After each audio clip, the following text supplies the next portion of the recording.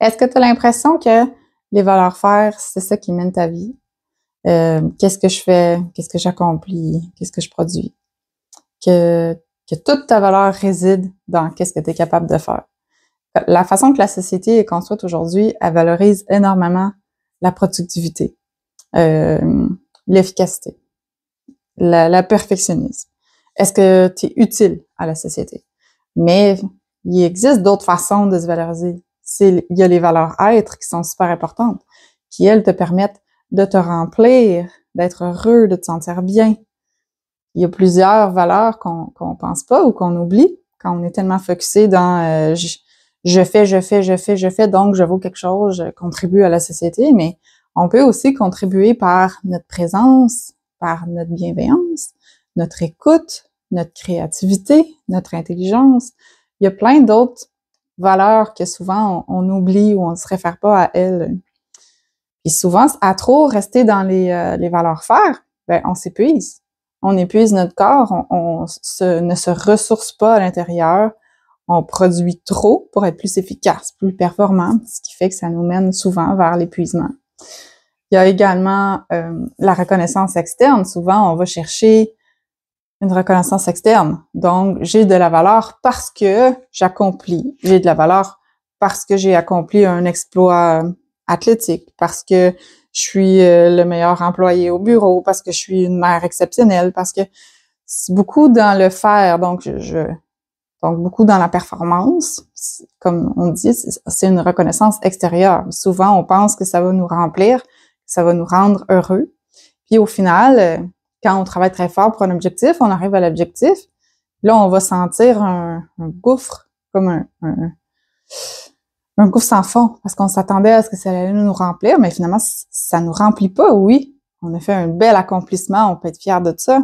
Mais si toute notre valeur repose sur qu'est-ce qu'on fait, on va seulement ressentir un vide à l'intérieur de nous. Donc, l'intérieur de nous doit être rempli autrement, plus par qui on est.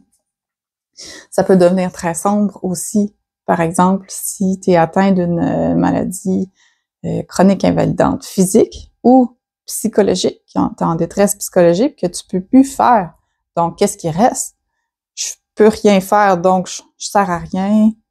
Ma vie n'existe pas. Fait que là, on peut en venir à... Personnellement, moi, je suis en venue à ça, là, au début de la maladie, là, parce que j'étais beaucoup dans les valeurs faire avant. Donc, là, je peux rien faire. Je sers à rien. Pourquoi je continuerais ma vie? Tu sais, c'est un peu ça le raisonnement, mais au final, on est plus que qu'est-ce qu'on accomplit. On a une personnalité, on a des qualités.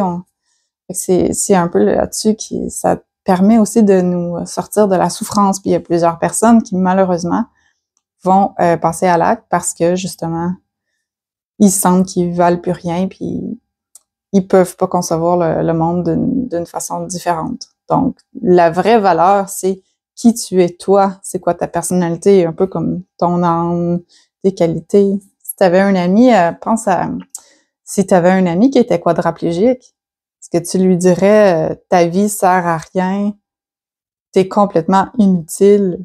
Non, on ferait pas ça. Notre ami, il a peut-être un sens de l'humour, on aime peut-être son approche, on aime discuter avec lui, donc il apporte quand même quelque chose au monde, là. Fait que c'est important de revenir vers les valeurs, être. Est-ce que pour toi, c'est un bon moment de te reconnecter sur tes valeurs être, apprendre à les connaître davantage et à te reconnecter à elles? Si oui, tu peux réserver un appel gratuit avec moi, puis on pourra discuter ensemble de l'approche pour t'aider à te reconnecter à tes valeurs être. Le lien est dans la description de la vidéo.